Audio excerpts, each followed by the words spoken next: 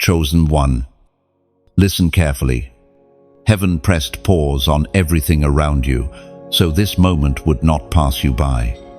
You are here, not because of coincidence, not because of scrolling or searching, but because you were summoned.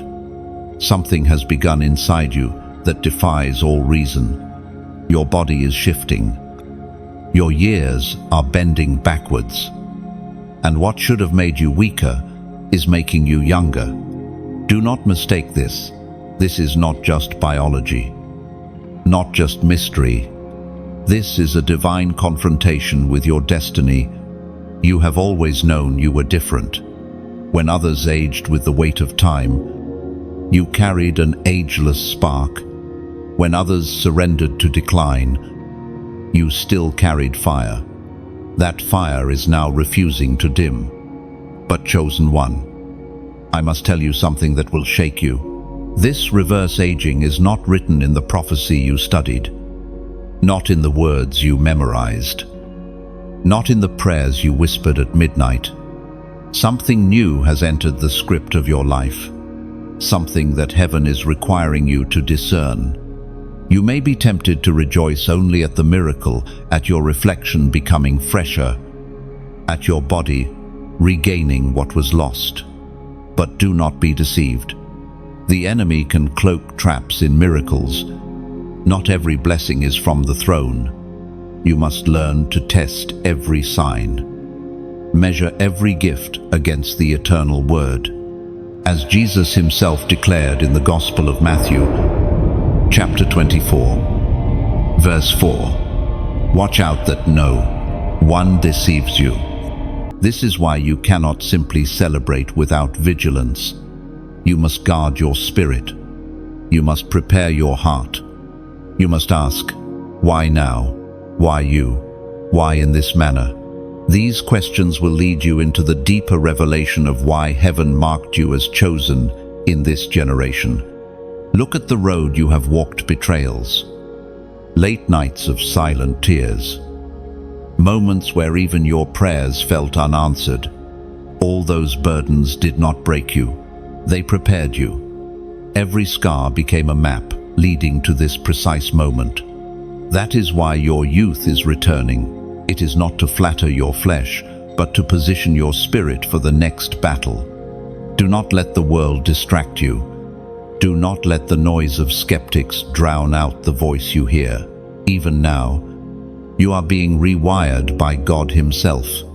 The hands of time are reversing, not for vanity, but for assignment. You are not meant to fit in. You are not meant to disappear into the crowd. You are meant to shine brighter as the world grows darker. Beloved chosen one, feel the urgency. Do not procrastinate. Do not dismiss this as just another message. This is divine interruption. Every word you are hearing is a seed planted directly into your destiny. You are standing on the threshold of something new, something the prophets of old longed to glimpse but never lived to see. Your youth returning is not simply restoration, it is a signal that your mission is far from over. While others fade, you are rising. While others retreat, you are advancing. The world will not understand it. Some will mock. Some will call it strange. But those with spiritual eyes will see. God has placed his mark on you. Chosen one, do not be silent. When heaven speaks, you must respond. Your response is the key that unlocks the next chapter. You are being called not just to listen, but to act, to stand publicly as one who belongs to the Lord, to say without fear, I am chosen, and I will not hide. This is the first step of your journey. This is the turning point where prophecy collides with mystery. And you cannot walk it alone. You must walk it with the community of other chosen ones, with those who carry the same fire, those who will stand beside you when storms rise. That is why I tell you now, like, share, comment, and subscribe, not for the sake of numbers, but as a prophetic act of alignment. Every time you engage, you declare, I refuse to be silent. I refuse to blend in. I choose to stand. And at this holy moment, I call you to seal it with a number. Comment 777 below, as a declaration that you are stepping into divine completion, divine perfection, and divine purpose. This is your first prophetic step, your first echo of faith in response to what heaven has begun. Your reflection may be younger, but your spirit is growing stronger. Your days are not ending, they are unfolding. The world has not yet seen what you are about to reveal. Chosen one, as the days unfold and you stare into the mystery of your reflection, you begin to see patterns that shake your understanding.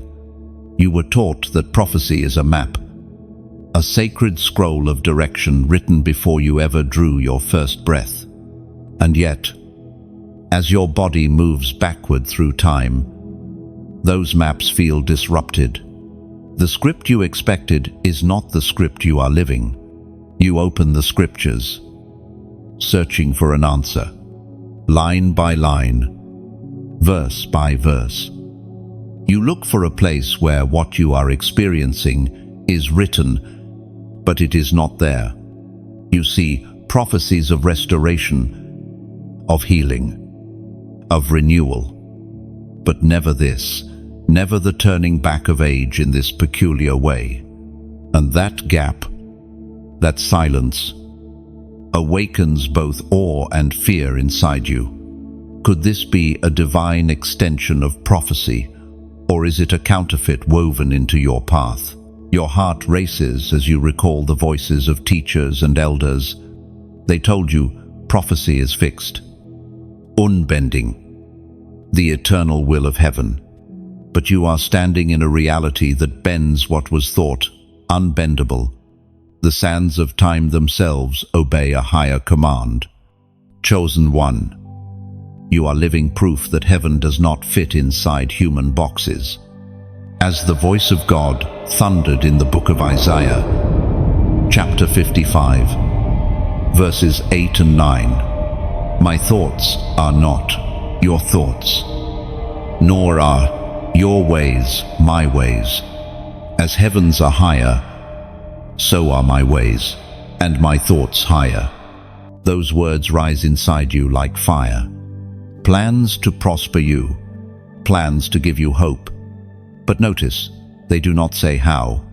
They do not reveal the exact shape or path.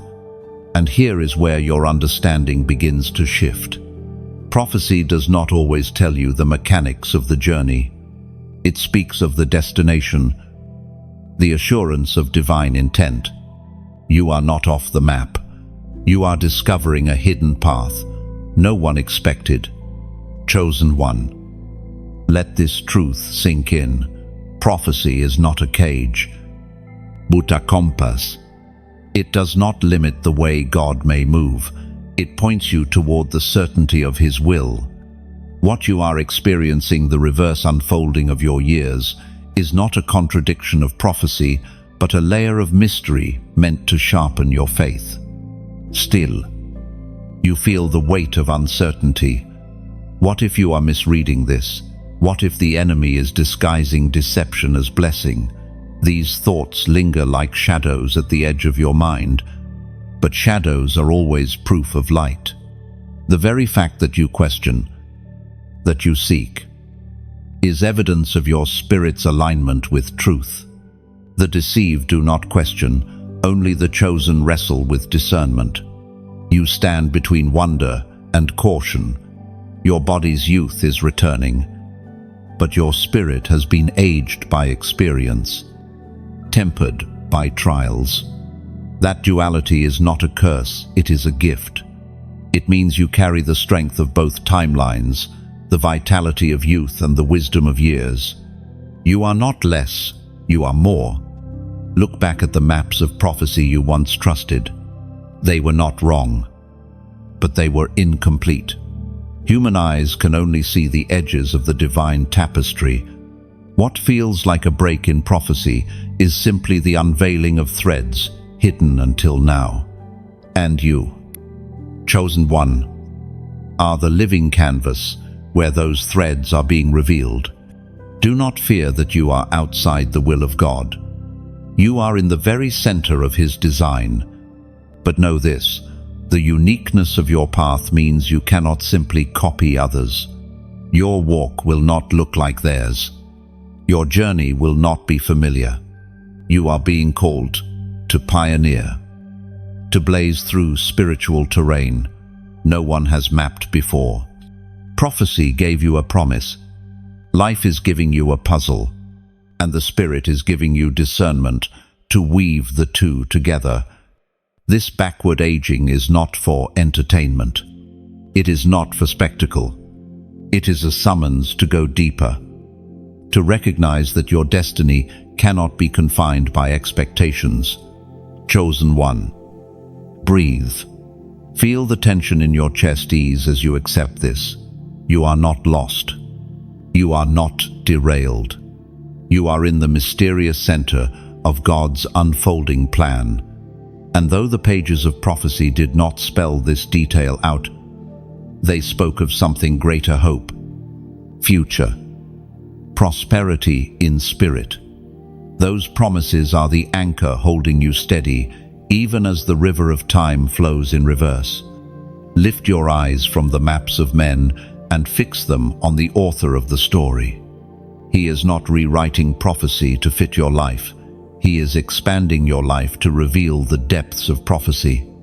What you are experiencing may not have been written in the scrolls you studied, but it was always written in His heart. Chosen one.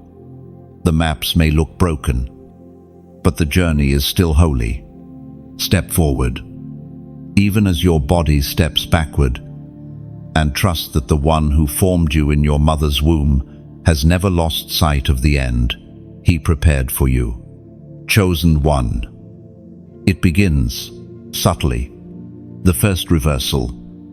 The first unmistakable sign that what is happening to you is not just a feeling but a visible transformation. A wrinkle vanishes from your reflection. A scar that once marked your skin softens as if time itself erases its testimony. Your hands, once weathered by labor, now appear as though years have been lifted away. At first, you doubt your eyes. You lean closer to the mirror, searching for trickery. Perhaps the light is different. Perhaps your vision is playing games. But then, the evidence becomes undeniable. Others begin to notice. A friend stares longer than usual. A passerby mistakes you for someone much younger. And in those moments, awe collides with fear. Chosen one. This is no accident. This is no random occurrence. Heaven is sounding an alarm through your very body. The first reversal is not simply a gift. It is a message. You are being summoned to pay attention. This is the language of the Spirit, spoken through your own reflection. The ancient words recorded in Romans, chapter 8, verse 18, rise as a key to your heart. I consider that our present sufferings are not worth comparing with the glory that will be revealed in us. Esmond, your reversal is a sign of that glory. Yet glory always arrives with weight.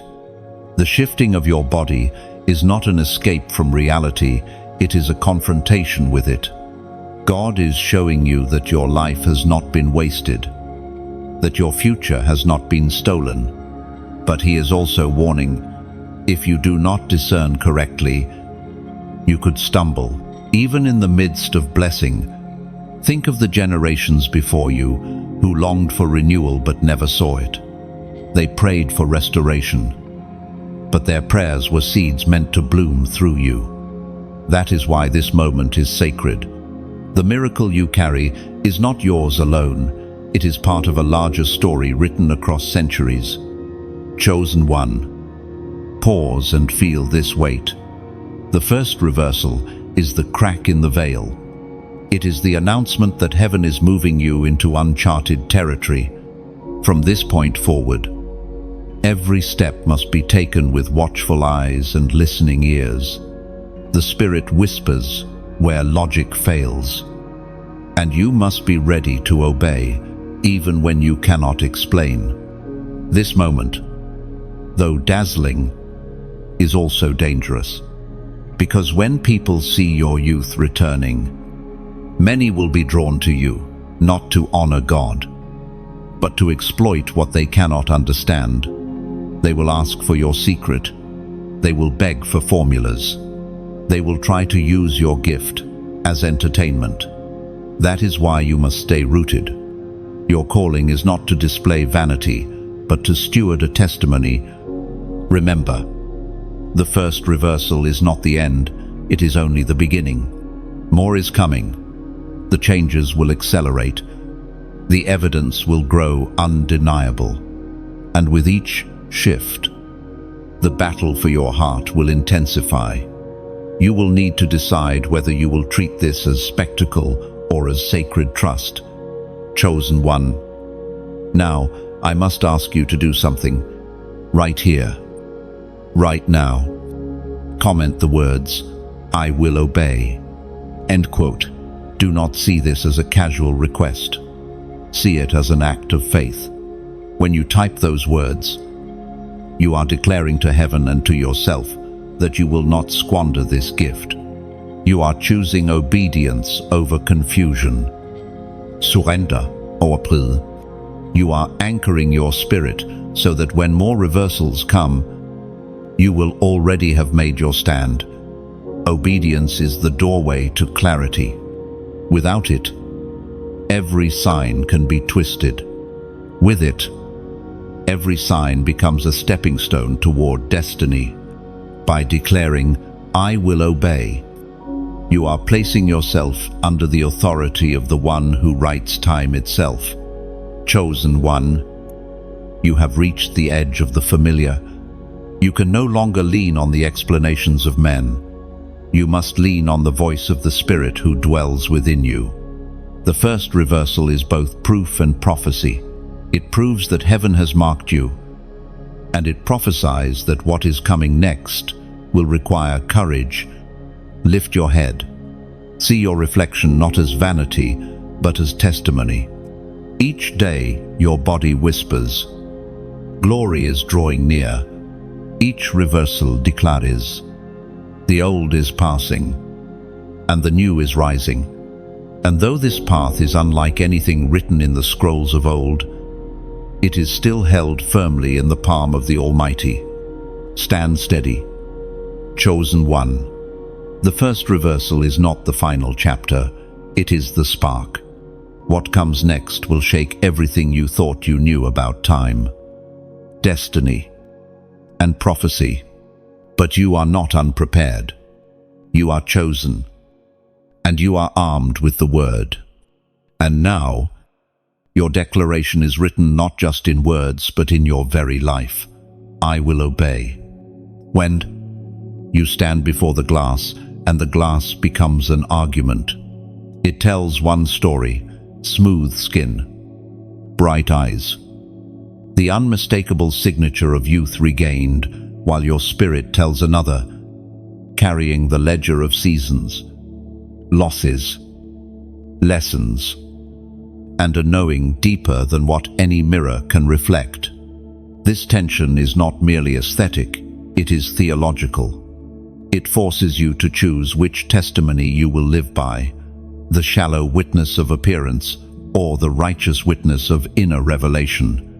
Mirrors lie because they obey light and surface. They cannot read covenant. They cannot catalogue sacrifice. They cannot weigh repentance. The world will tell you to trust what is visible. Well-meaning friends will say, "Rejoice," and they are not wrong to celebrate beauty returned. But your soul knows there is a language behind the change, a language the flesh cannot comprehend. You must learn to translate what the mirror reports into what the spirit confirms. This is the moment the wise learn to cultivate a double sight, to see what the eyes show and to hear what the spirit says. The spirit will not always shout. Sometimes the spirit speaks in the low, steady cadence of conviction, reminding you of values that shimmer beneath the surface. When your reflection restores itself, the spirit will ask, "What will you do with this reprieve? Will you use it to relive vanity? Or will you align your renewed days with holiness?" Remember, stability of doctrine is not to be confused with stagnation of movement. The outer change can be dramatic. The inner work is often quiet. You are invited into the quieter economy of transformation, where choices matter more than applause. Old patterns will not die simply because skin tightens. They require deliberate pruning. This reversal asks for a holiness that matches the miracle. Otherwise, the gift will erode into spectacle. Here again, the timeless assurance that steadies you when the world celebrates the surface. Jesus Christ is the same yesterday and today and forever. Oh, ask yourself, who is narrating your life? Is it culture that applauds the fountain of youth image? Or is it the author of your soul who reads motives and measures fruit? Your task is to steward what has been returned. Stewardship requires memory. You must remember where you have come from so that the return is not wasted on forgetfulness. Memory keeps you humble. Memory keeps you honest. There will be voices that try to dictate the meaning of your change. Some will build theology around a single spectacle. Others will demand explanations that fit their expectations. Do not let either sway you. Test every word against the spirit that taught you to pray. The mirror is a report. Revelation is the interpreter. When they conflict, sit with the interpreter. Listen for that internal correction. That holy discomfort when choices would lead you away from the cross. Part of guarding your soul is refusing to monetize mystery. People will come with formulas, quick remedies, and viral captions promising to replicate what you are living. They will want to package your testimony into a product. Say no to the commodification of the sacred. Let your life be a living sermon, not a transaction. Let the stewardship of your days be measured in obedience and sacrificial love, not in likes or loudness. Let the mirror teach you gratitude, not entitlement. Each morning, your reflection returns something that was once gone. Receive it as a gift, not as a right. Gifts demand response. The proper spiritual posture is thankfulness braided with responsibility. Thank God for the physical restoration, and then turn your hands to the work only you were meant to do. Be patient with the integration of your timelines. Your body may retreat into youth while your soul remains scarred with wisdom. Allow that paradox to refine your empathy. You will now walk in two worlds simultaneously, the world that sees your face and the world that follows your heart. Use both vantage points to minister, to speak to the lost who chase beauty for its own sake, and to those mature in faith who need reminder that miracles must be governed by doctrine. Finally, trust the slow, honest work of spiritual sight over dazzling, temporary spectacles. The Spirit is training you to be a person of both sight and depth. Cultivate disciplines that protect your interior life, prayer that goes beyond words, fasting that breaks appetites for fame, solitude that rebuilds perspective. Let these become the scaffolding that holds up whatever the mirror returns. You are not condemned for the marvel. You are cautioned to steward it with integrity. The mirror can flatter, but it cannot sanctify. Only the Spirit sanctifies. Learn to listen to that voice, louder than the applause, and you will not be misled. You will become a steward of a testimony that honors both the visible miracle and the invisible cross. Chosen one. The time comes when private wonder must step into public tension. You walk not only with your own questions, but with the eyes of others fixed on you. The whispers spread quickly. Elders, leaders, prophets, each with their own interpretation. Some see holiness, others see danger. And so you find yourself drawn before a council, not of strangers, but of the very ones who once taught you how to pray. They gather in a circle, heavy robes of authority resting on their shoulders, but their eyes searching for answers just as desperately as yours. Their voices are careful, measured. This sign is strange. One says, "It does not match what we have studied." Another adds, "They fear what they cannot control. They fear what they cannot categorize." Yet within that fear is also love. They do not want you to stumble.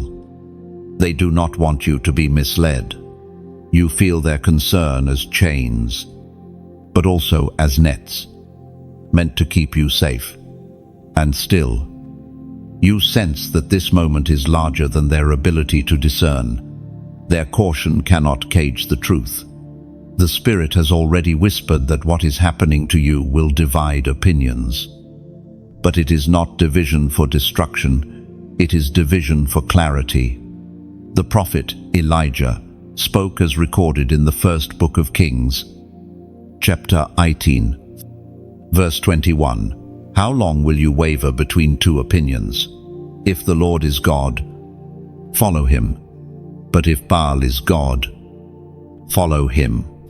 And this is the essence of your encounter with the council. They force you to choose not between them and your destiny, but between hesitation and obedience. They remind you that you cannot waver forever. Your body is reversing with each sunrise. Indecision is no longer a luxury. Chosen one. Do not despise their caution. Think of it as a mirror that reflects not your face, but your options. Their doubt teaches you to ground your faith, not in applause, not in acceptance, but in the unshakable foundation of God's word. Let their skepticism sharpen your resolve. Let their hesitation force you to dig deeper roots.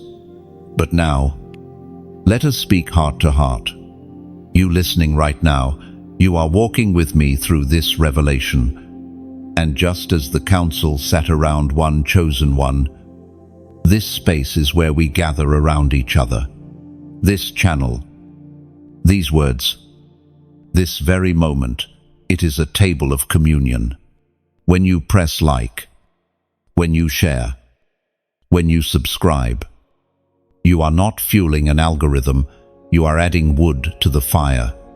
You are saying, I believe this flame matters, and I will not let it die out in silence.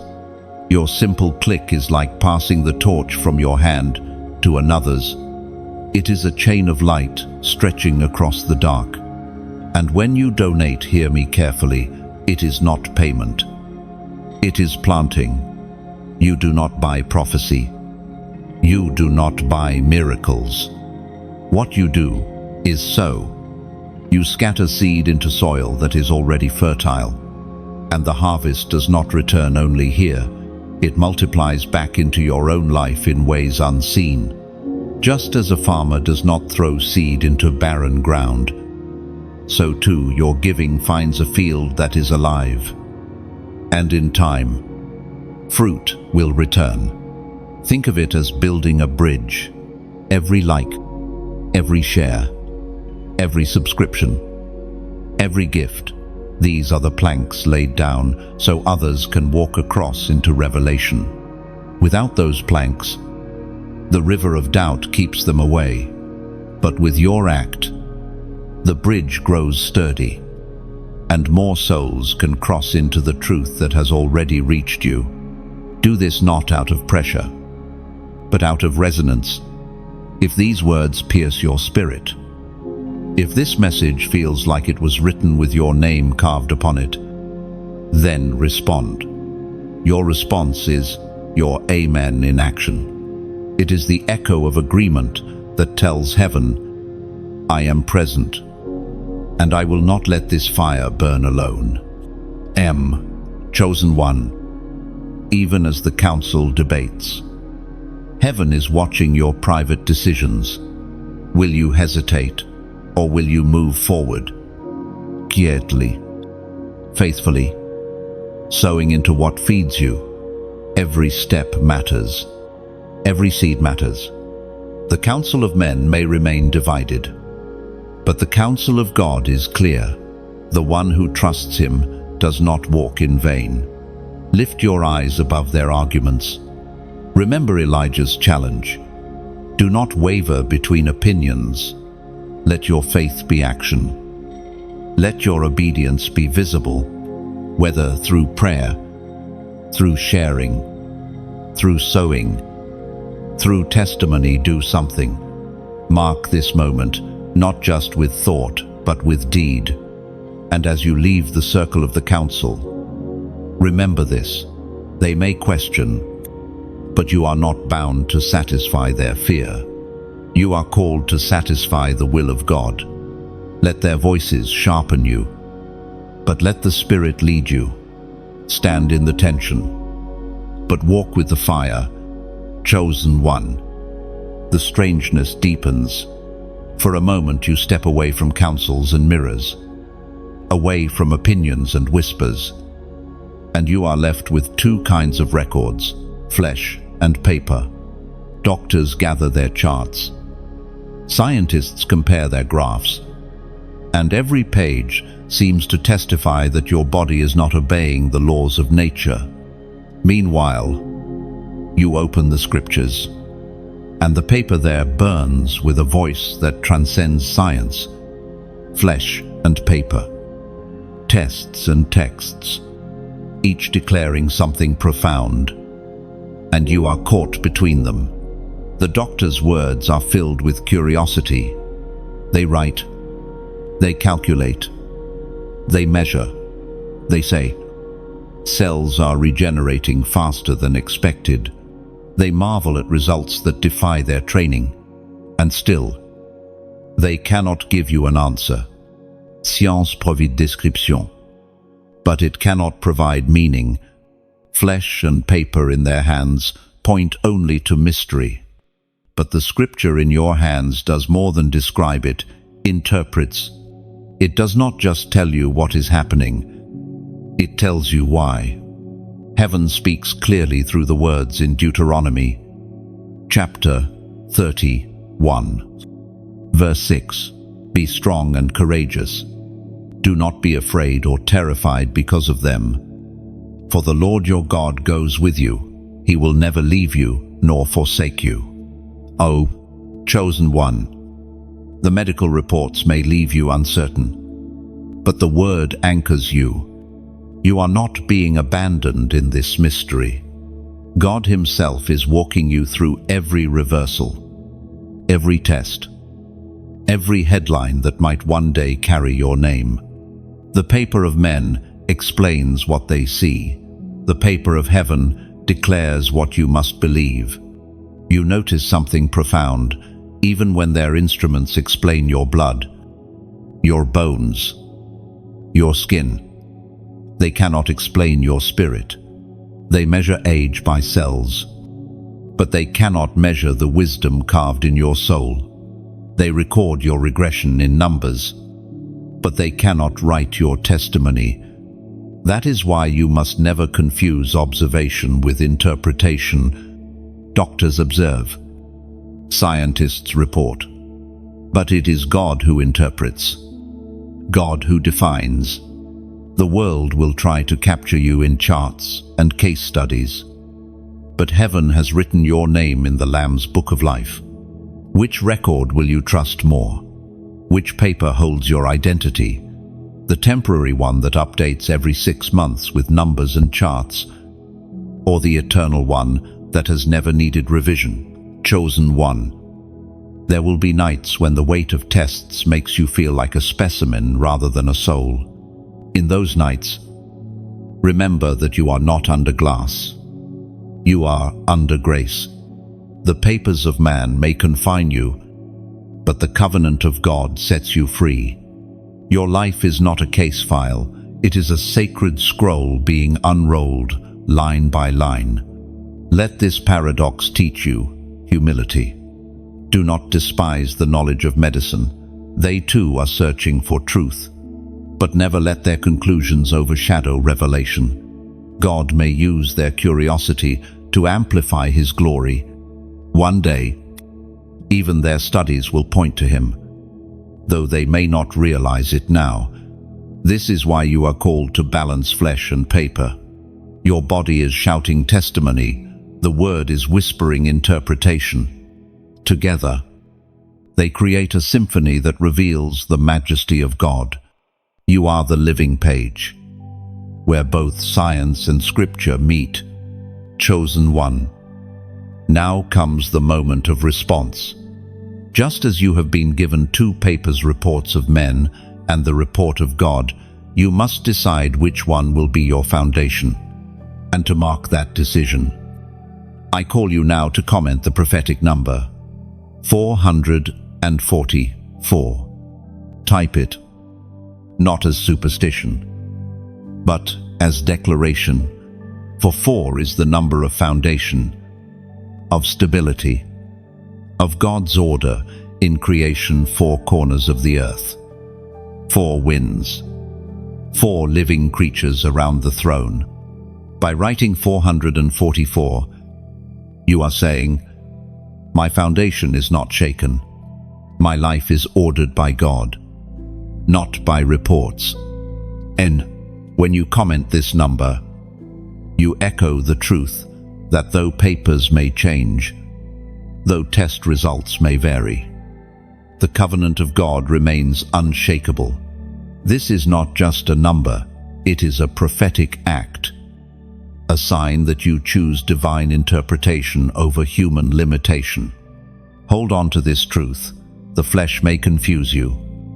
The papers may overwhelm you, but the promise is secure. The Lord your God goes with you. He will never leave you. He will never forsake you. This is the one record that will never be revised. So stand firm. Chosen one. Do not tremble when results surprise you. Do not faint when charts contradict expectation. Remember whose hand holds the pen that writes your destiny. The flesh may regress. The paper may misinterpret. But the Spirit always reveals truth. Chosen one. Every blessing carries a shadow. Where God plants authentic miracles, the enemy sows counterfeit seeds, hoping to tangle truth with lies. You are living a wonder so strange that both heaven and hell lean close. Heaven leans to release guidance. Hell leans to distort perception. This is why discernment is not optional. It is your shield. The reversal of your body is dazzling. But consider this. The enemy has always mimicked light. From Eden's serpent, twisting words, to false prophets who dressed in sheepskin. Deception is not crude, it is polished. Darkness rarely arrives screaming, it arrives disguised as comfort, as flattery, as opportunity. And now, with your miracle drawing attention, you must see the pattern of the enemy at work. Some will come to you with voices that seem holy. They will use scripture to justify compromise. They will applaud your renewal, but point you toward pride. Others will suggest that what you are experiencing is your achievement, not heaven's grace. If you listen, your heart may drift from worship into self-glorification. This is the oldest trap taking a God-given sign and twisting it into self-centered idolatry. We are reminded through the writings of David in the Psalms. Chapter 1, verse 6. For the Lord watches over the way of the righteous, but the way of the wicked leads to destruction. 0. These words divide the path before you. The miracle is not proof of righteousness on its own. What proves righteousness is how you walk after receiving it. If you allow pride to govern, the miracle becomes a snare. But if you allow humility to govern, the miracle becomes a weapon of testimony against the darkness. Look closely at the enemy's patterns. He magnifies blessings to create distraction. He whispers half-truths to plant confusion. He manipulates timing, pushing you to act too quickly or to hesitate too long. Most of all, he wants you to trust the sign more than the source. That is his strategy, to take your eyes off the giver and fix them on the gift. You must guard yourself with vigilance. Every day you wake with fewer years upon your face. Ask, am I still walking the narrow path, or am I drifting into fascination with myself? The human heart can be deceived more easily by success than by suffering. Pain often drives us toward God, but pleasure can seduce us away. Think of Israel in the wilderness. When hungry, they cried to the Lord for bread. When thirsty, they begged for water. But when they had abundance, they turned to idols. That pattern repeats itself even now. Your restoration is abundance. Be careful, it does not become an altar to self. The enemy will also use people around you. Some will flatter excessively, hoping to gain from your gift. Others will sow suspicion, hoping to cripple your confidence. You must not measure yourself by applause or by accusation. Instead, measure yourself by alignment with the Word. Let God's watchful gaze be the only scale that matters. At times, you will feel torn. A voice inside you will whisper, maybe this isn't real. Maybe you are deceived. And another voice will whisper, you are special, above all others. Both are dangerous if left unchecked. One breeds despair, the other breeds arrogance. The truth is steadier. You are chosen, but you are still dependent. You are unique, but you are not above the need for grace. Guard yourself also in the quiet moments. Temptation rarely begins in public. It begins in solitude. When the heart is unwatched by others, pride begins as private indulgence, long before it manifests outwardly. The enemy knows how to plant seeds of entitlement. Do not water them. Instead, water the seeds of humility and gratitude. For these alone keep the miracle pure. Chosen one. The fact that the enemy works so hard to counterfeit what you carry is itself proof of your authenticity. No one counterfeits what has no value. The enemy's effort is a backhanded confirmation that your reversal is dangerous to his kingdom. That is why you must guard it. If you lose it to deception, it becomes a weapon against you. If you steward it in righteousness, it becomes a weapon against him. Do not fear this battle. You were never meant to live unchallenged. You were meant to shine in contested spaces, to carry light into arenas where shadows crowd. Every counterfeit you expose strengthens your testimony. Every trap you avoid multiplies your authority. The very opposition you face becomes the stage for heaven's vindication. So hold steady. Chosen one. Watch for the pattern. Do not confuse imitation with truth. Do not measure yourself by the mirror alone. Remember always, the Lord watches over the way of the righteous. His gaze is both comfort and correction. Let it guide your steps, so the miracle you live becomes not a counterfeit lure, but a living prophecy of God's faithfulness. Chosen one. As the days reverse and your body travels back through the years, something deeper begins to stir. It is not only your flesh that changes, but also your timeline. Memories, once locked in linear order, begin to blur, shift, and resurface in new arrangements. It is as if your mind is no longer walking a straight path, but weaving through corridors of the past, pulling forgotten fragments into the present. At first, it feels disorienting. A childhood scent suddenly floods your senses in the middle of the night. An old wound reopens in your emotions. Even though the event lies decades behind you, you dream of faces long gone. And when you wake, they linger more vividly than people you met yesterday. Time is bending within you, and memory itself is being unspooled like threads from a tapestry. But this is not chaos for chaos's sake. Heaven is allowing the rearranging of memory to bring hidden wounds into light. For years, you buried them beneath layers of maturity and survival. But now, as your body travels backward, those layers peel away, exposing what was never fully healed. The Apostle reminds us in his letter to the Corinthians, second letter, chapter 12, verse 9, "But he said to me, my grace is sufficient for you, for my power is made perfect in weakness." End of 14. This is your compass. Grace, not denial, is what you need. As memory threads unravel, do not fear weakness when it resurfaces. Do not despise the trembling that comes when you face again what you thought was gone. Weakness is not evidence of failure. It is the door through which God's power enters. Chosen one.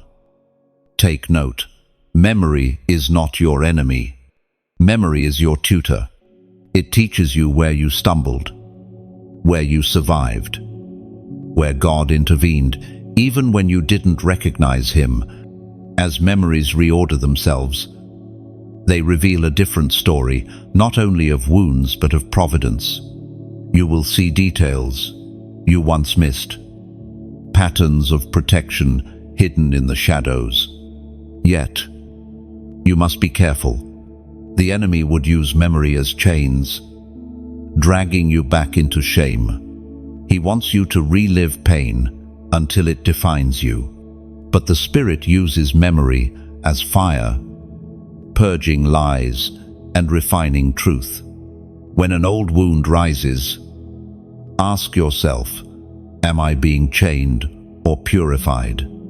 If it chains you, reject it. If it purifies you, embrace it. Understand this. The rearranging of memory is heaven's way of preparing you for greater authority. A leader who forgets wounds will wound others blindly. But one who has faced their scars with honesty becomes a safe place for the hurting. You are not being undone, you are being equipped. Every healed memory becomes oil, anointing you to minister where others still bleed. You may weep as these threads resurface. Do not hide the tears. Each tear is water on dry ground, softening soil so seeds of new purpose can take root. Even Christ himself wept at the tomb of Lazarus, though he knew resurrection was moments away. Your tears are not signs of defeat, they are signs of love and of the Spirit's deep work within you. At times, the flood of memory may tempt you to retreat, to silence the noise by distraction. Resist that temptation. Stay with the discomfort. Allow the Spirit to guide you through it. What you face now will not last forever. It is a passage, a refining corridor. Beyond it lies freedom. Beyond it lies wholeness. Chosen one, You must also learn to forgive within these rewoven memories. As faces of those who wounded you reappear, choose forgiveness again, even if you thought you already forgave. Forgiveness is not a one-time act, but a continual release. Each time the wound surfaces in a new layer, every release breaks chains further, until what once enslaved you becomes powerless to hold you. Do not underestimate the weight of this process. Healing is heavy, but it is holy. Memory threads unravel not to destroy you, but to weave a stronger garment. A garment of compassion, of resilience, of wisdom. You are being clothed anew with a testimony that carries not just miracles but scars redeemed. Take courage. Chosen one, you are not regressing into weakness. You are regathering strength from every season of your life. Past, present, and future are colliding inside you so that nothing is wasted. Not one tear, not one trial, not one betrayal will be lost. All of it is being rewoven into the mantle you will carry forward. So when memories unspool, when the past feels like it is breaking into the present, do not panic. Sit with it. Pray through it. Let the Spirit re-narrate your story, showing you not only the pain, but also the unseen hand that sustained you all along. You are not being undone, you are being completed. Chosen one, the tests grow sharper. The days of quiet observation are over. And now a command comes, cutting through your reflections and your memories. It is no longer enough to watch your body reverse, no longer enough to marvel at the mystery. Heaven places before you a test, and this one cannot be answered with theory. It demands obedience. The command does not arrive wrapped in comfort. It comes with weight, as if a sword has been laid at your feet. The Spirit does not whisper, "Would you like to?" Instead, it thunders, "You must." And here the line is drawn. The question is not whether you understand, but whether you obey.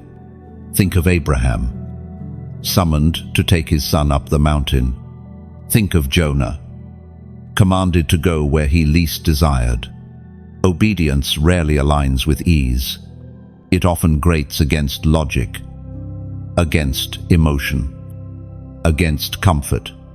That is why it is the truest measure of faith.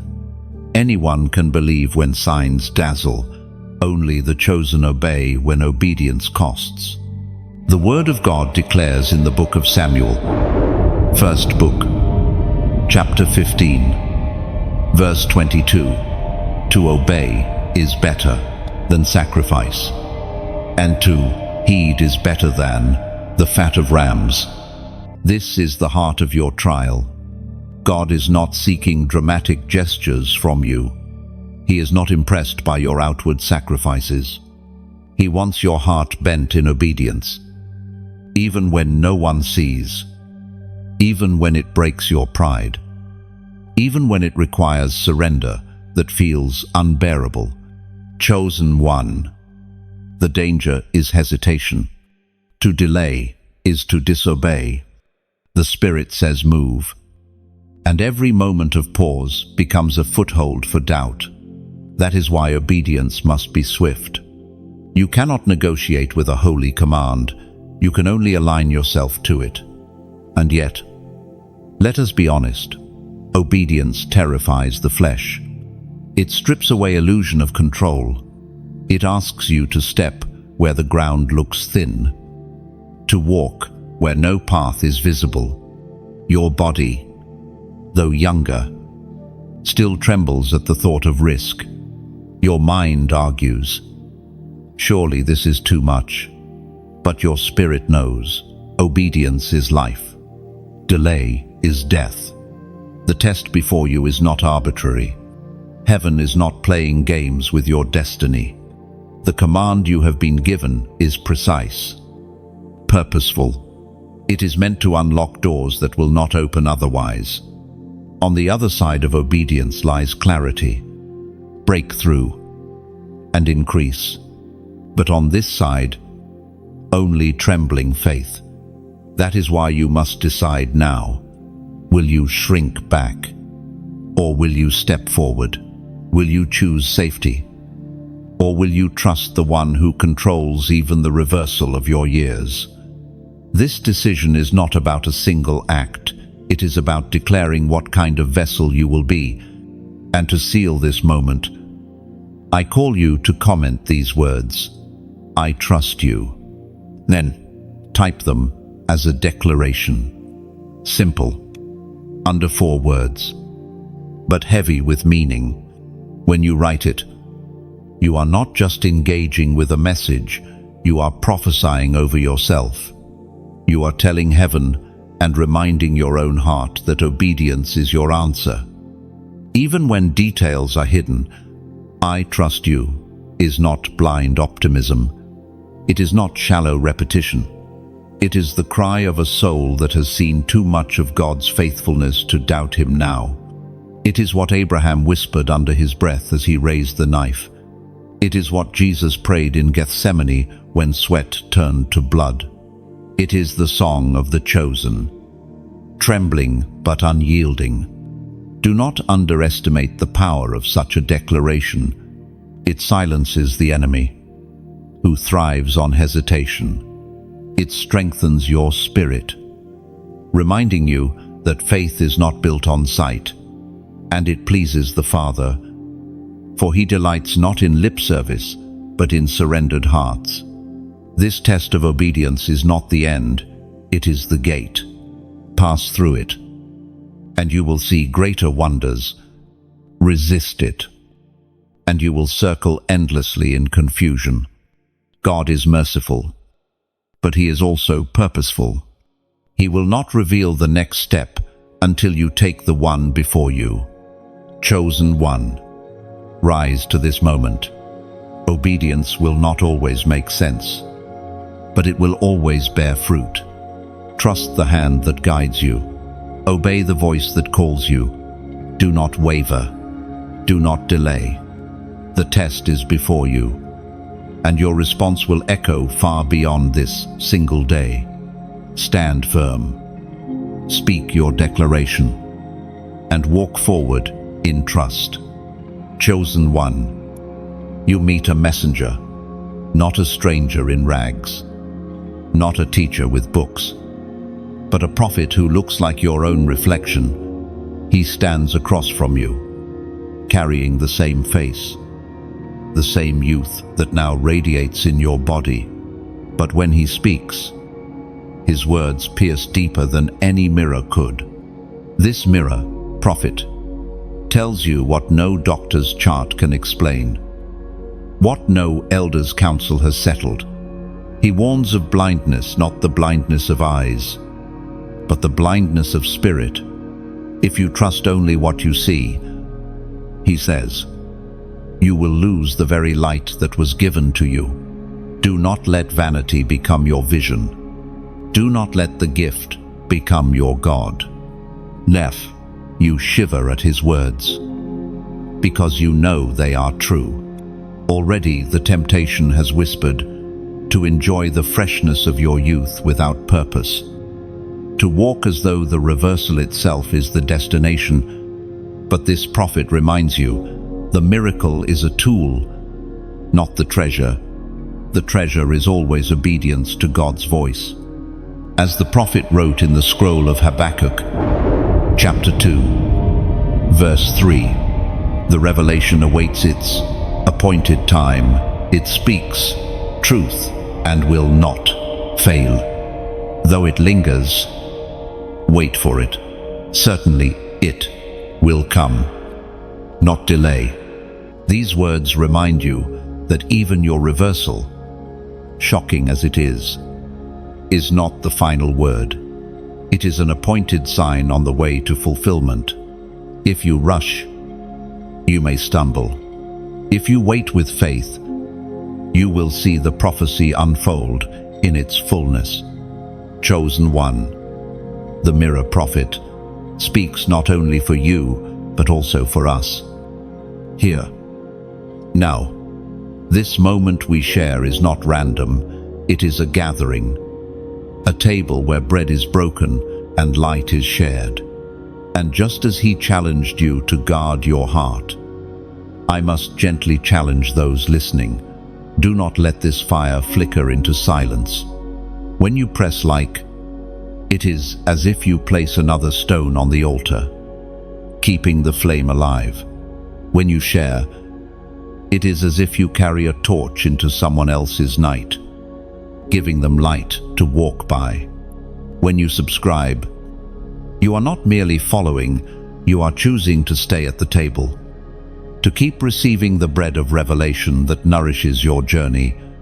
And when you donate, hear me, with sincerity, it is like pouring oil into the lamp. Without oil, the flame burns weak. With oil, it shines strong and long.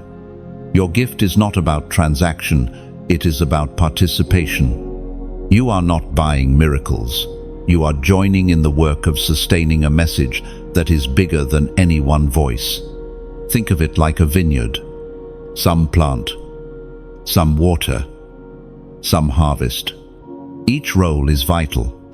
By giving, you become part of the planting and watering, and in time, the harvest is shared not just by me, not just by you, but by every soul touched by the message. Your generosity, whether in clicks or in seeds sown, is like adding bricks to a lighthouse. One brick alone may seem small, but together they build a tower that guides countless ships safely to shore.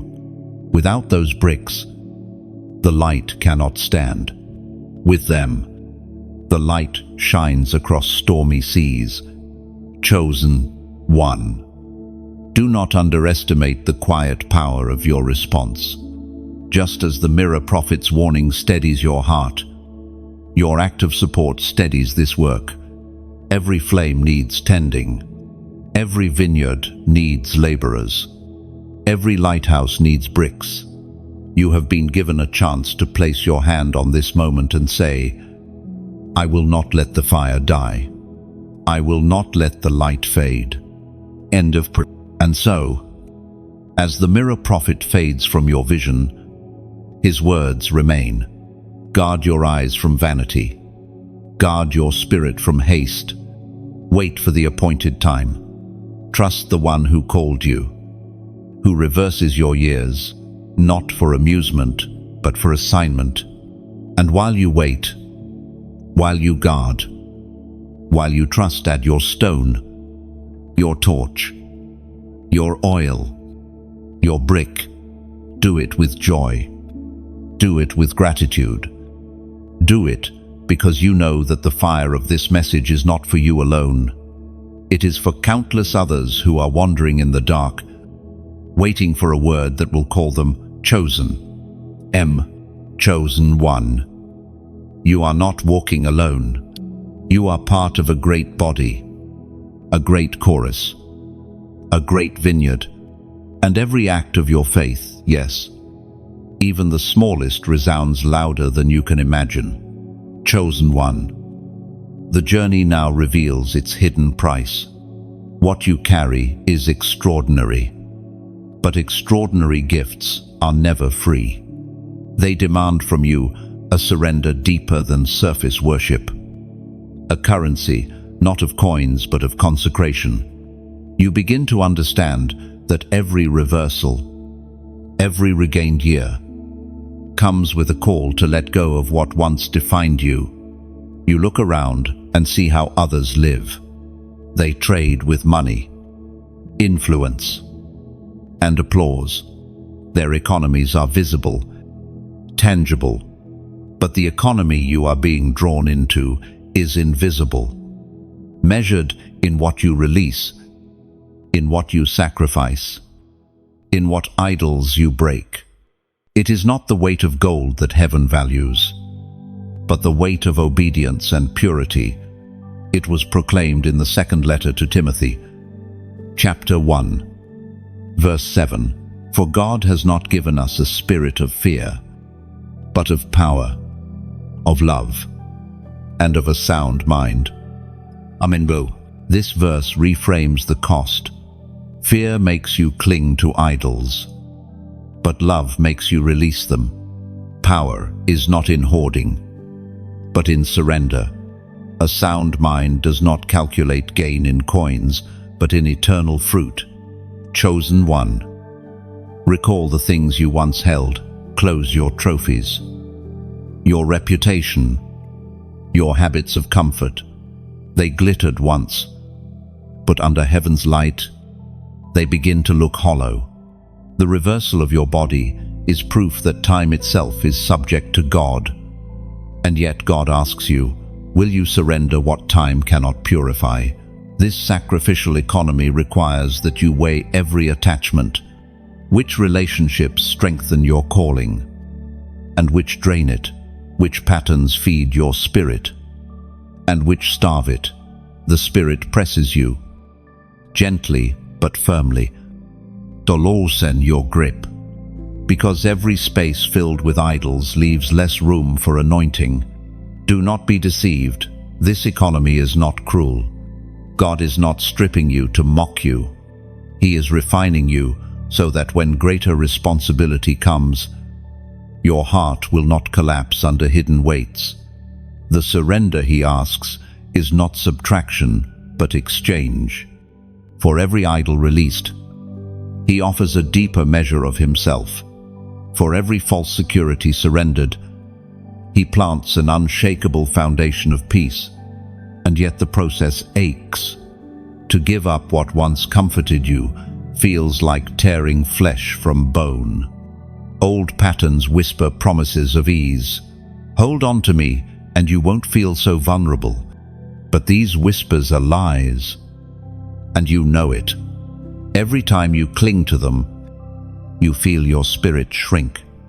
Every time you release them, you feel your soul expand. Chosen one. Remember the altar of old. Fire never fell on empty stones. The fire of God always answered sacrifice. In this same way, your life is the altar now. Every surrender you lay down is wood and oil. Every broken idol is kindling. The fire cannot fall until something is offered. There is dignity in this offering. Though the world may not understand, heaven watches. Angels bear witness as you quietly let go of what chained you. The unseen realm records your obedience more carefully than any ledger of men. And one day, that record will speak louder than any applause could. You are not trading in a marketplace of men. You are trading in the kingdom's invisible economy. Here, generosity outweighs greed. Here, purity outweighs ambition. Here, sacrifice outweighs spectacle. And here, what you lose in the natural multiplies in the eternal. Do not think you are alone in this. Every chosen one in history walked this road.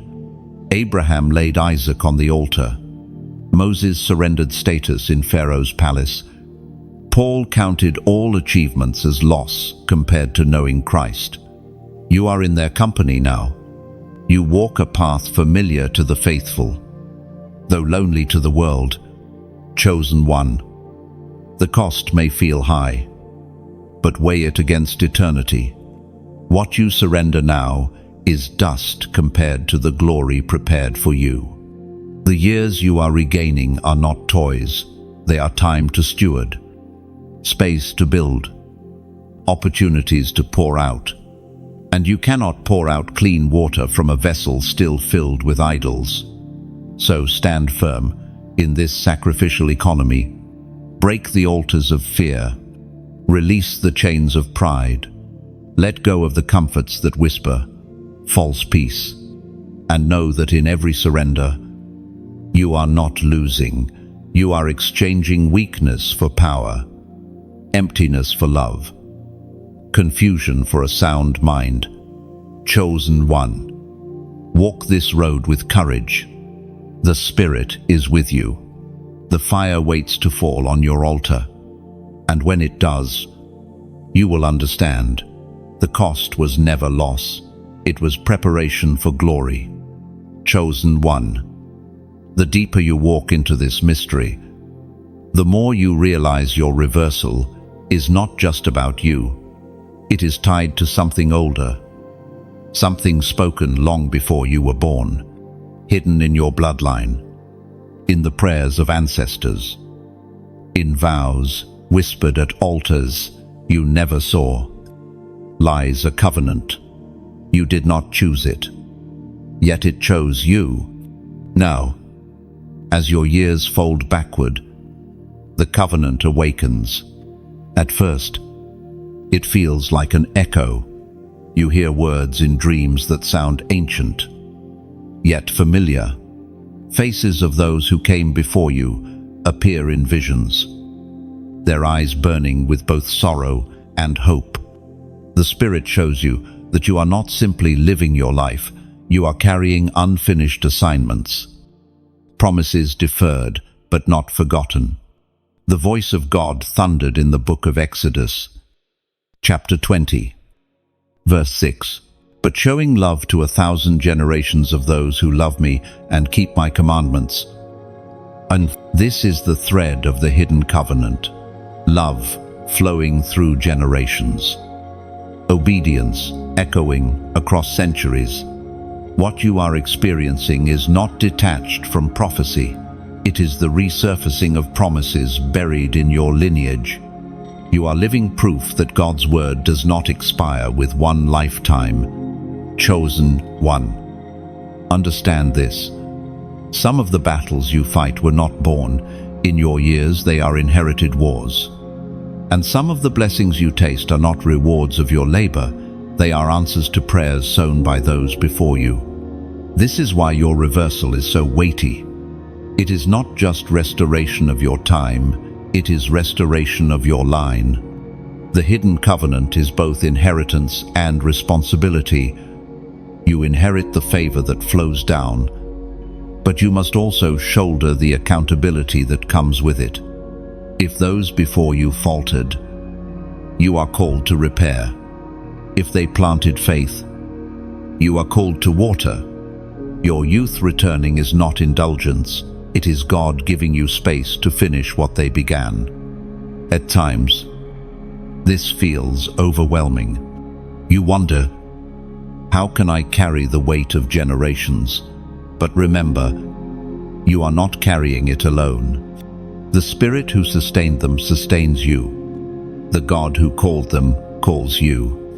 And the same covenant love that reached them is reaching you now. Think of it as a river. Generations pour their devotion into the current. Some streams were clean, others polluted. But as the river flows into you, you are given the chance to filter it, to purify it, to pass it forward, stronger than you received it. This is the purpose of the hidden covenant, to heal the river for those yet unborn. Chosen one. Now, you must mark this moment. Just as covenants of old were sealed with stones, with altars, with signs, so too must you seal this revelation with a prophetic act. I call you now to comment the number 555. This is no random number. 5 is the number of grace, and tripled, it shouts of abundant grace, multiplied grace, generational grace. When you write 555, you are declaring, I receive the grace to complete what began before me. I stand in the covenant, and I will not break it. Now, do not treat this lightly. This is not superstition. It is a public seal, a way of aligning your heart with heaven's design. By typing 555, you are saying, I step into generational blessing, and I accept the responsibility to walk it faithfully. Chosen one. Realize how significant this is. Many live and die unaware of the covenants tied to their bloodline. They stumble in cycles they never understood, repeating mistakes because they never traced the root. But you are being shown. You are being entrusted with sight. And with sight comes responsibility. Do not fear this covenant. It is not a curse, it is a gift. Yes, it requires sacrifice, but it also carries promise. God's love stretches across 1,000 generations. That means you are not only repairing the past, you are setting a foundation for thousands yet to come. When your reflection grows younger, do not only rejoice for yourself. Rejoice because your children, your children's children, will drink from a river less polluted because of your obedience. Rejoice because the covenant did not die with those before you. It burns brighter in you. Lift your head. Chosen one. You are not an accident in history. You are a continuation of holy vows. The reversal in your body is a sign that time itself bends, so God's covenant can stand unbroken. And by sealing this moment with 555, you join your voice to the chorus of generations, declaring that the promise is alive, and it will not fail. Chosen one. The quiet work of covenant now erupts into battle. What began as whispers in mirrors and stirrings in memory becomes open warfare in the very temple of your life. Your body, reversing with each sunrise, is no longer just a marvel. It has become contested ground. The temple of flesh and spirit is now a battlefield where light and darkness clash for dominion. You feel it in subtle ways. First, restlessness in prayer, sudden heaviness in worship, distractions arriving at the very moment you seek stillness. These are not coincidences. They are skirmishes. The enemy senses that your reversal is not vanity, but weaponry. He fears what you will become if you fully align with heaven. So he strikes at your temple, the place where your soul and body converge. The Spirit spoke through the prophet Jeremiah. Chapter 1, verse 19. They will fight against you, but will not overcome you. For I am with you and will rescue you, declares the Lord. End of 2. This word becomes your shield. The enemy may launch his assaults, but victory is already declared. Yet, knowing the outcome does not make the battle less fierce. You must still stand, still fight, still resist.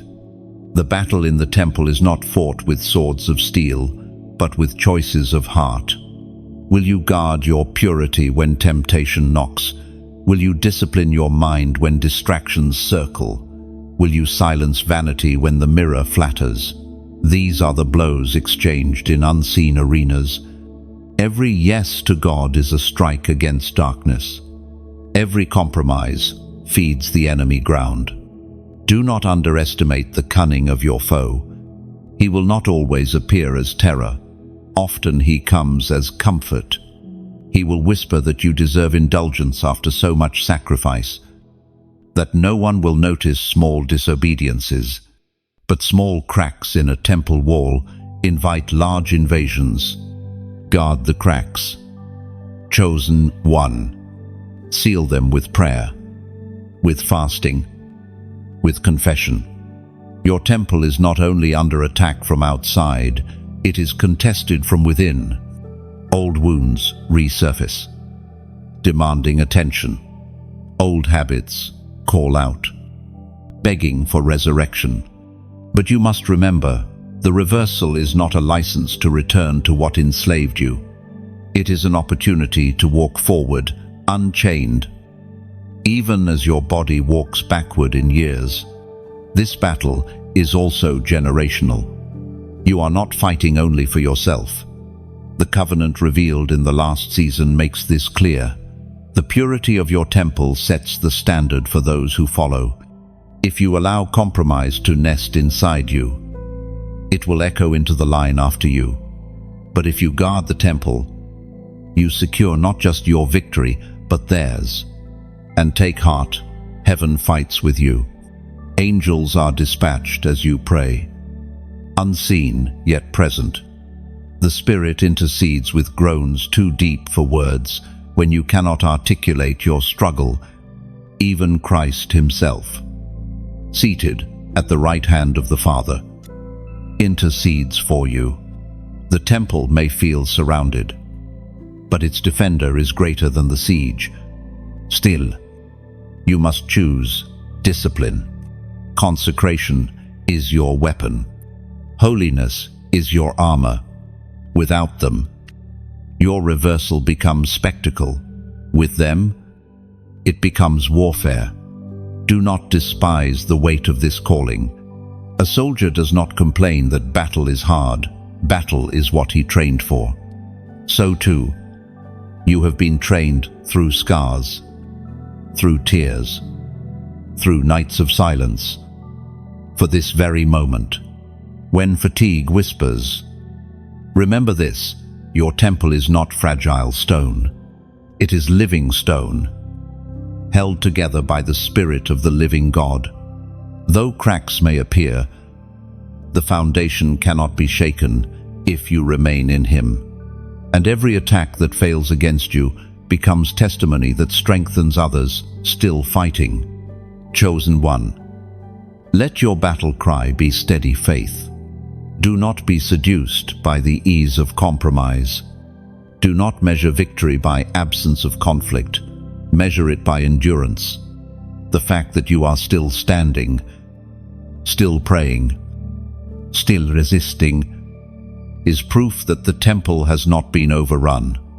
The day will come when the smoke clears, when the clash quiets, and you will see what was truly happening.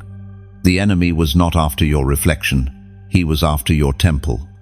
And by standing firm, you preserve not only your destiny, but the covenant flowing through you. Hold this ground.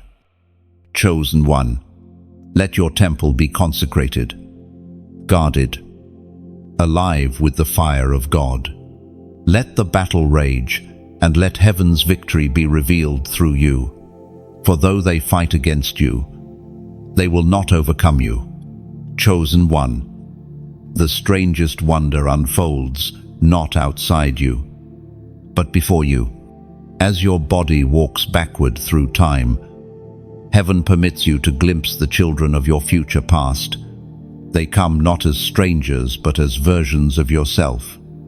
Each one younger, each one carrying fragments of who you once were, yet also holding glimpses of who you are still becoming. The second child is older, carrying the fire of ambition, but also the ache of confusion. He asks questions you never fully answered. Why did people reject me? Why did dreams crumble? Why was I misunderstood? To meet him now is to face your own unfinished laments. And yet, the Spirit teaches you to bend down and comfort him, to speak words to your younger self that you never heard in that season. Healing flows backward as you tell him, you were never abandoned. Even in silence, heaven watched over you. Lo, the third is a youth, restless and searching. His hands tremble with decisions that will shape decades. He is tempted by shortcuts, hungry for belonging, desperate to be seen. You recognize in him the very crossroads that once made you stumble. But now, with wisdom tempered by time and battle, you speak into his restlessness.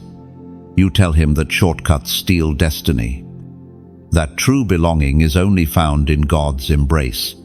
And as you speak, you feel the Spirit repairing fractures that once spread into years of wandering. According to what is revealed in the book of Proverbs, Chapter 22, verse 6. Start children off on the way they should go, and even when they are old, they will not turn from it. Chosen one. This is the strange gift of your reversal. It is not vanity, it is opportunity. You are being given a second chance, not only to relive, but to realign. Each younger version you meet becomes a student, and you, the teacher who now carries wisdom, forged through fire. Where once you were silent, now you may speak. Where once you were blind, now you may see. And what you heal in yourself ripples into generations yet unborn. For the children you see are not only reflections of your past, they are also foreshadows of your descendants. In their eyes, you glimpse the lineage you are preparing. If you comfort the wounded child within you, you break cycles that would have echoed into your children.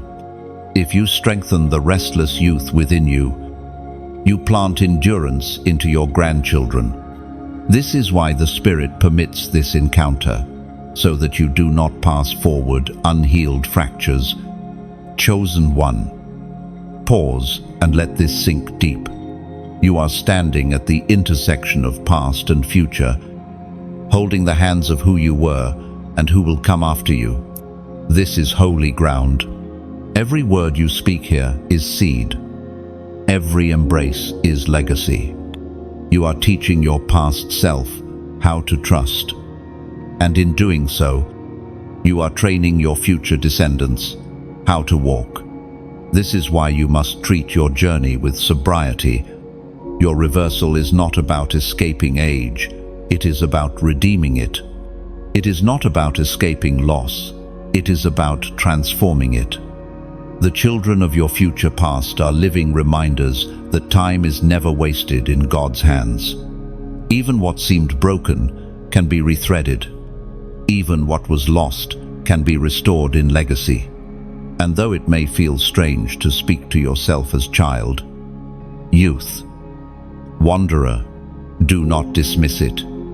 Every human being carries an inner child, still listening, still needing truth. If you do not tend to them, their hunger will bleed into your present. But if you comfort them, they become allies rather than saboteurs. Your reversal is heaven's way of forcing you to stop ignoring them. Chosen one. Let gratitude rise in you. Thank God for showing you these children. Thank Him that you are not doomed to repeat patterns blindly.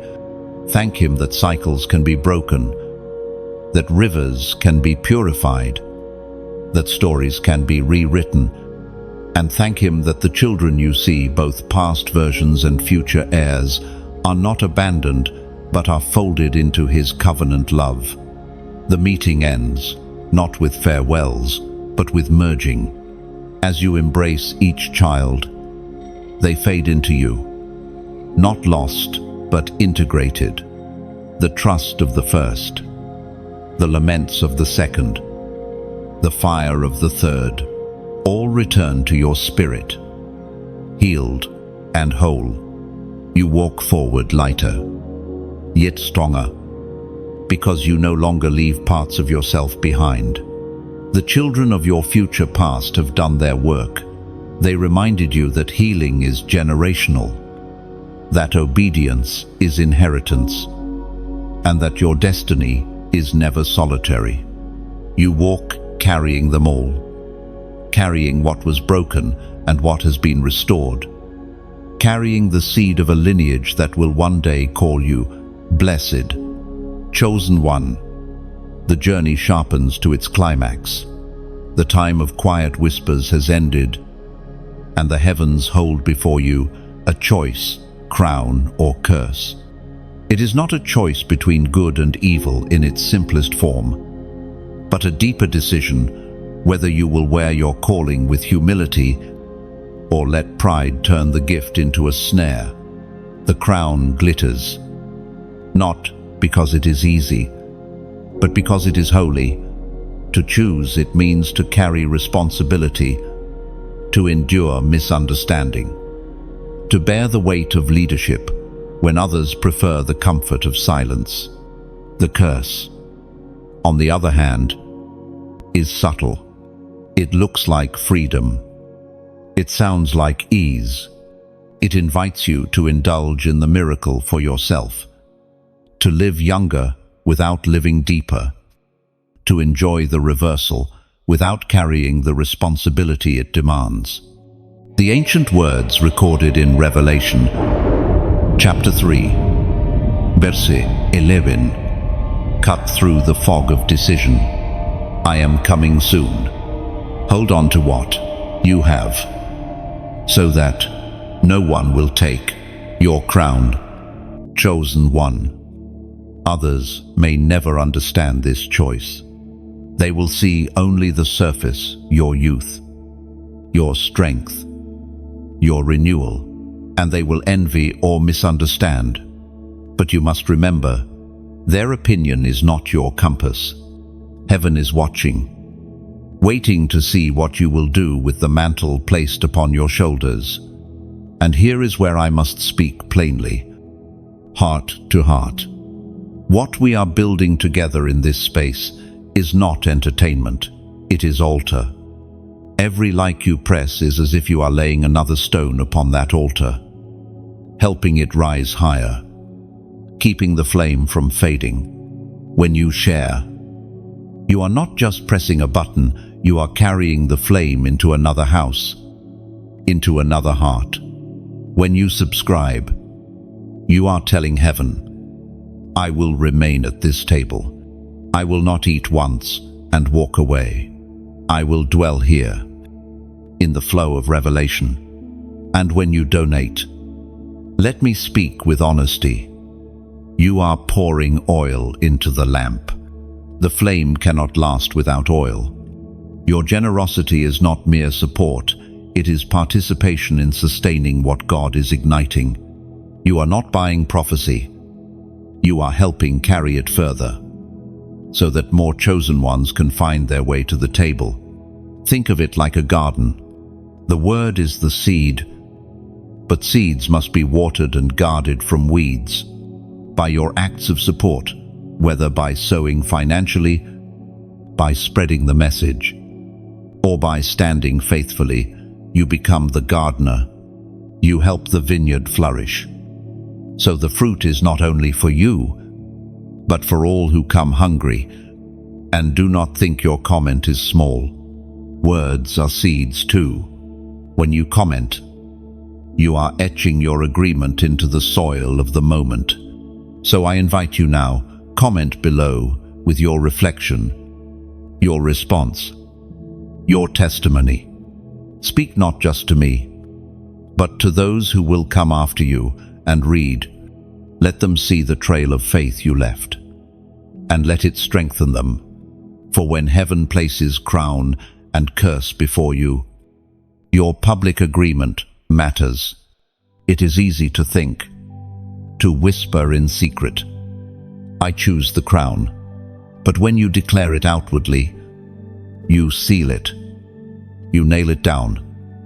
You make it undeniable. That is what comments do. They turn whispers into declarations, private thoughts into public covenant.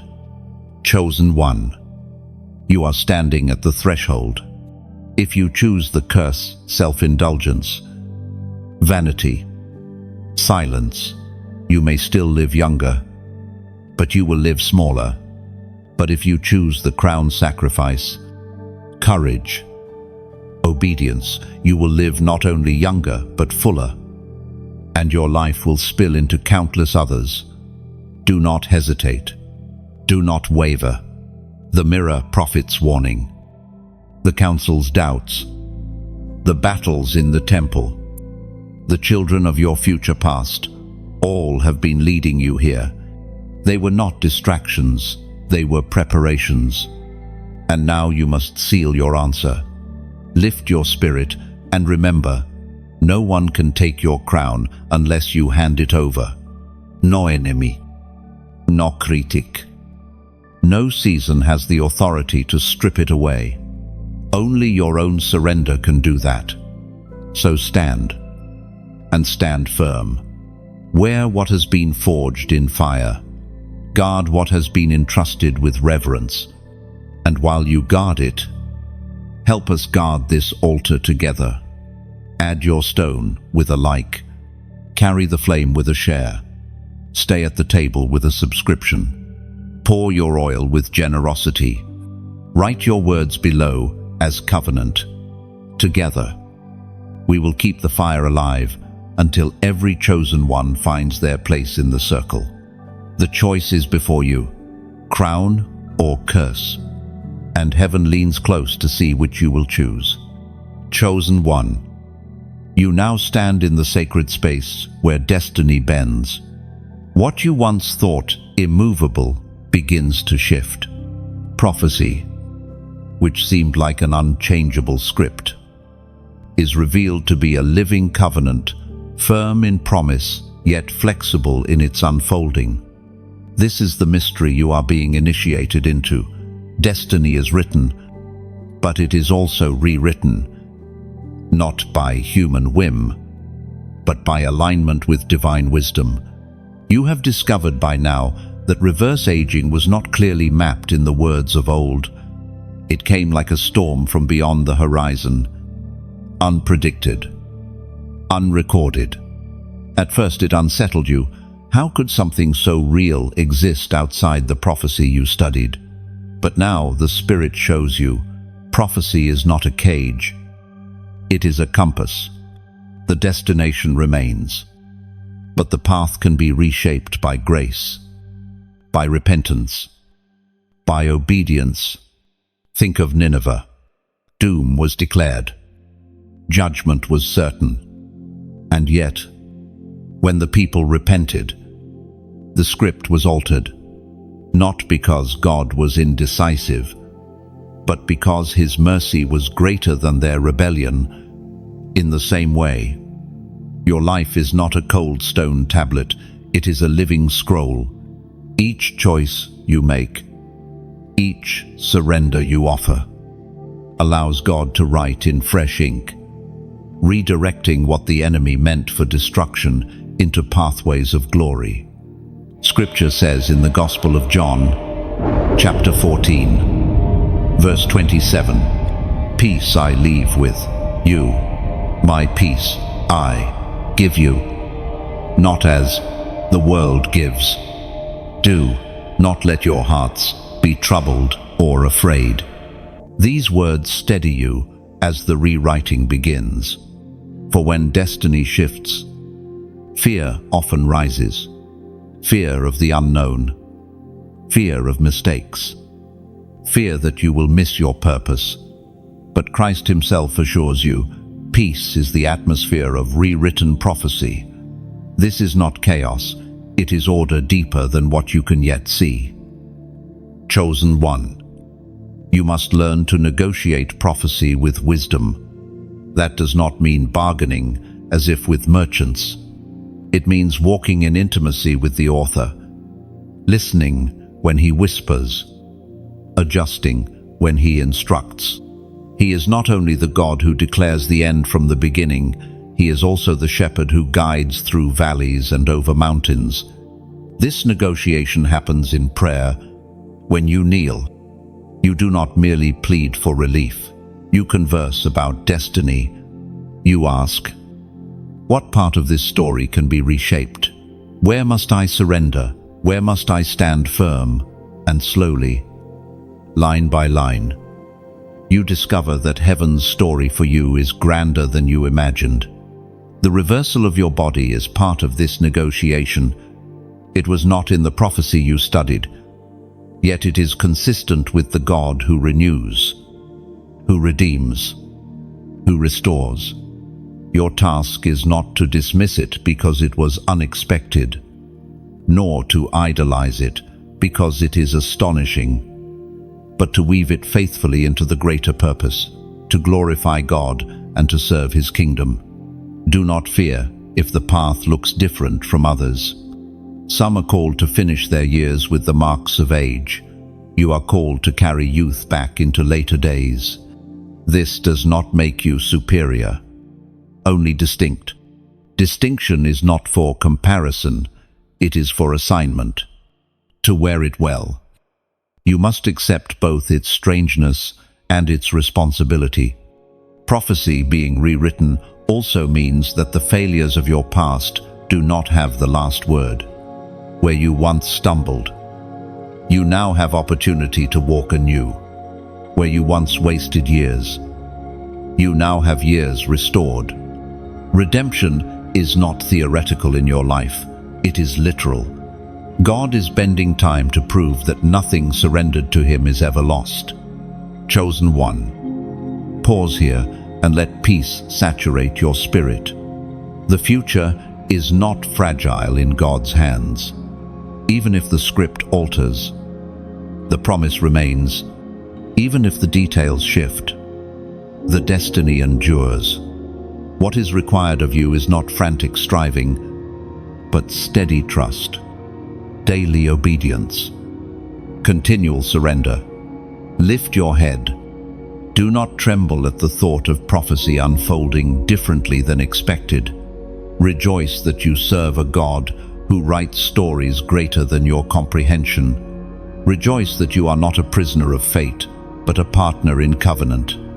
Rejoice that the author has invited you to hold the pen with him, not to control the story, but to align with his infinite wisdom. The rewriting of destiny is not a threat, it is a gift. It means mercy still speaks, grace still flows, hope still reigns. It means your story is not finished until God declares it finished. And until then, you walk with peace, carrying the crown, refusing the curse, knowing that the path may shift, but the end is secure. Chosen one. The journey arrives at its final unveiling. You began bewildered by a reversal that felt foreign to prophecy, and now you stand crowned, not by years, but by glory. What once seemed interruption has revealed itself as initiation. The backward march of your body was never punishment, never vanity, it was appointment. You have been fashioned into a torchbearer, as seen for your generation. A living prophecy that time itself bows to the author of eternity. Look back over the path, the mirror that lied, the elders who questioned, the prophet who warned. The children of your future past, who taught you every moment, has converged here. You see now that each reversal was not subtraction but layering, adding depth to your spirit while peeling away the husks of pride and fear. You are not younger simply for the sake of youth. You are younger to burn longer, to shine brighter. As Jesus himself declared in the Gospel of Matthew, chapter 5, verse 14, "You are the light of the world. A town built on a hill cannot be hidden." End of 4. This is your identity sealed. You are not hidden. Though you once tried to blend in, you are not ordinary. Though the world insisted you were, you are luminous. Chosen to stand on the hill of time and testify that the one who calls you is greater than decay, greater than prophecy misunderstood, greater than the grave itself. Chosen one. To be a torchbearer is not only to shine, it is to carry flame into dark places. Your reversal is a torch in your hand. You walk backward through time, but forward into battle, forward into compassion, forward into testimony. Every step that regresses your flesh progresses your spirit into authority.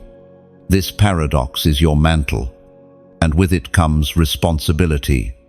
A torchbearer cannot hide flame in selfishness. Fire kept for oneself dies. Fire shared multiplies. The task before you is to let your miracle become message, your story become seed. Others will see your reversal and marvel. You must teach them to see not the surface, but the source. If you become a spectacle, the flame will fade. If you become a servant, the flame will spread. Do not fear the weight. Fire is heavy, but it is also holy. The Spirit did not restore your youth to make you fragile, but to make you durable. You are now stronger than you know, able to endure seasons others cannot. Your years have been stretched, not for indulgence, but for impact. Chosen one. The prophecy has expanded to include you. You are no longer living in contradiction, you are living in continuation. What was hidden has been revealed, what was uncertain has become clear. You are not outside the plan, you are the surprise hidden within it. And in this surprise, heaven delights. For you prove that prophecy is not bound by human expectation, but is alive with divine creativity. Look ahead. Then, the horizon is not blank. It glows with assignments yet to be walked, nations yet to hear, generations yet to drink from the river you have purified. You are not finished, not fading, not forgotten. You are just beginning, because the flame you carry does not diminish with years, it intensifies. Remember always, the crown is upon your head, not as ornament, but as commission. The curse has been refused, the covenant embraced, the battle fought, the children comforted. You are the torchbearer now, the chosen one who proves that time is not tyrant, but servant of the eternal. Stand tall, walk boldly, shine fiercely, and let the light entrusted to you blaze until the end, when the author himself will say, "Well done, good and faithful servant, I, chosen one." As the journey closes, let the weight of what you have heard rest gently on your spirit. You are not ordinary, not accidental, not misplaced. You were marked from the beginning, set apart for this generation. And your reversal of age is not confusion, it is confirmation. Heaven has declared that your life is a testimony beyond logic, a story beyond prediction, a prophecy still being written. Take courage in the days ahead. When the mirror tempts you to vanity, remember the mantle. When skeptics surround you with questions, remember the covenant. When battles rage in the temple of your life, remember the victory already promised. And when fear whispers that you are alone, remember the words that never fade. He will never leave you nor forsake you. You are torchbearer, covenant keeper, chosen vessel. Walk backward through time with grace, forward into destiny with courage. The fire you carry is not for you alone, it is for those stumbling in shadows, for those waiting for a spark, for those who will one day call you ancestor and thank you for holding the flame. Let your days, whether many or few, blaze with obedience. Let your nights echo with praise. And let your legacy be this, that when the world demanded you choose curse or crown, you chose the crown and bore it with humility. Your best days are not behind you, they are burning right now. Step into them, live them, shine.